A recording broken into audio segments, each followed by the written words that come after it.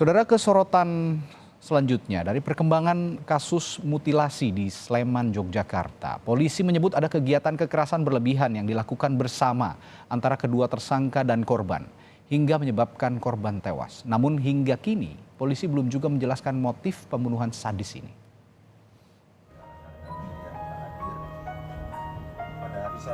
Perkembangan kasus pembunuhan disertai mutilasi di Sleman, Yogyakarta disampaikan dalam konferensi pers Kepolisian Daerah Istimewa Yogyakarta, Selasa 18 Juli. Polisi menyebut ada kegiatan kekerasan berlebihan yang dilakukan bersama-sama antara kedua tersangka, yakni W dan RD dan korban R, hingga menyebabkan korban tewas. Mengetahui korban tewas, kedua tersangka panik dan melakukan mutilasi untuk menghilangkan jejak. Hingga kini, polisi belum mengungkap jelas motif pembunuhan sadis ini. Setelah mereka berkenalan di media sosial, dari pelaku yang ada di Jogja itu mengundang pelaku yang di luar Jogja. Kemudian mereka berkumpul dan melakukan aktivitas yang tidak wajar berupa kekerasan ataupun aktivitas kekerasan berlebihan. Kemudian dari kekerasan berlebihan itu, korban meninggal dunia. Tersangka W dan RD sebelumnya ditangkap dalam pelariannya ke Bogor, Jawa Barat. Tersangka disebut mengenal korban R yang merupakan mahasiswa salah satu perguruan tinggi swasta di Yogyakarta. Polisi kini tengah melakukan proses DNA untuk memastikan identitas korban. Dari hasil pengecekan sidik jari korban menunjukkan 99% identik dengan korban R yang dilaporkan hilang sejak 11 Juli lalu.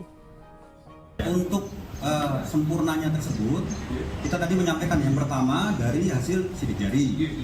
Kemudian yang kedua dari pengenalan visual kepada keluarga korban. Yang ketiga kami menunggu hasil DNA yang sedang kami mintakan. Nah, sementara untuk sidik jari tadi identik, tapi kan ada item-item lain yang perlu kita kumpulkan. Motif pembunuhan hingga kini belum diungkap polisi. Pemeriksaan psikologi forensik akan dilakukan untuk mengetahui perilaku dan karakter pelaku hingga tega melakukan aksi sadis ini. Sementara kedua pelaku kini terancam pasal 340 KUHP tentang pembunuhan berencana. Tim Liputan, Kompas TV. Perkembangan terkini pengungkapan kasus mutilasi mahasiswa di Sleman, Yogyakarta akan disampaikan jurnalis Kompas TV Michael Aryawan. Michael, dalam pernyataan pers yang disampaikan polisi kemarin menyebut kegiatan kekerasan berlebihan diduga jadi penyebab kematian korban. Lalu apa yang dimaksudkan polisi soal ini sebenarnya? Selamat siang Radi dan saudari dan saudara, benar sekali Kepolisian Daerah Istimewa Yogyakarta belum secara gamblang menjelaskan apa sebenarnya motif dibalik peristiwa pembunuhan disertai mutilasi. Pasca penangkapan sudah 2 kali konferensi pers dan kami awak media selalu menanyakan motifnya, memang belum bisa dijelaskan. Nah, alasan dari pihak kepolisian bahwa perlu ada proses penyidikan berdasarkan scientific investigasi. Artinya mereka saat ini tengah melakukan penyelidikan yang fokus pada peristiwa kasus pidananya.